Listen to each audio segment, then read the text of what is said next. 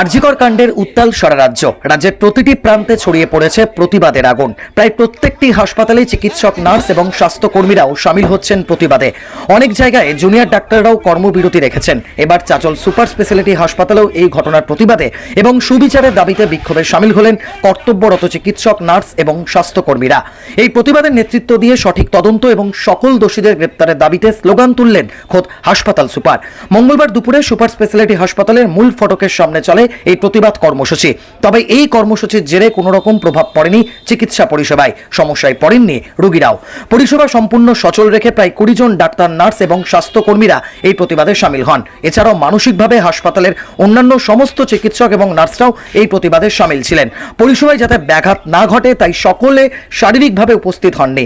হাসপাতাল কর্তৃপক্ষের মতে একদিকে যেমন বর্বরচিত এই ঘটনার প্রতিবাদ প্রয়োজন রয়েছে, তাই এই প্রতিবাদ, কিন্তু চিকিৎসার জন্য যে রোগীরা আসেন তারাও বড় অসহায়। তাই তাদের মৌলিক কর্তব্য অনুযায়ী কোনোভাবেই রোগীদের সমস্যায় ফেলতে পারবেন না। সেই কারণে কালো ব্যাচ পরে সাময়িক এই প্রতিবাদ কর্মসূচি।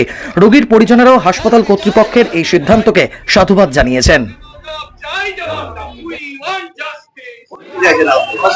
আমরা চাইছি যে কোনো দোষীকে যাতে আড়াল করা না হয়, সঠিকভাবে তদন্ত হোক, আর যারা প্রভাবশালী ব্যক্তি আছেন তারা যাতে এগিয়ে আসুক, আর এই যে আমাদের প্রতিবাদ চলছে এটাকে দমানোর চেষ্টা যাতে না করা হয়, আর সঠিক বিচার যাতে পায়।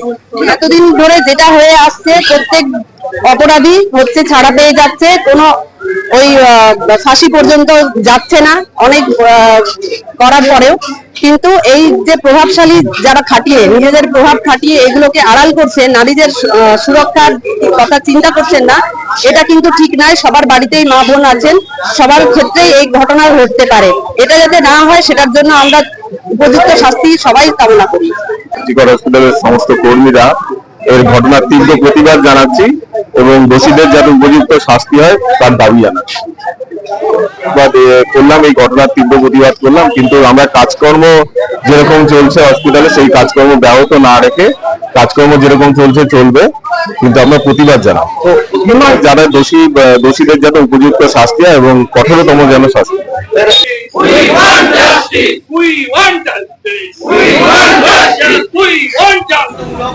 শাস্তি তখন হবে যদি শাস্তি হয়, তখনই তারা তাদের আপনারা বুঝতেই পারছেন, আমরা তখনই তাদের উপযুক্ত শাস্তি হবে।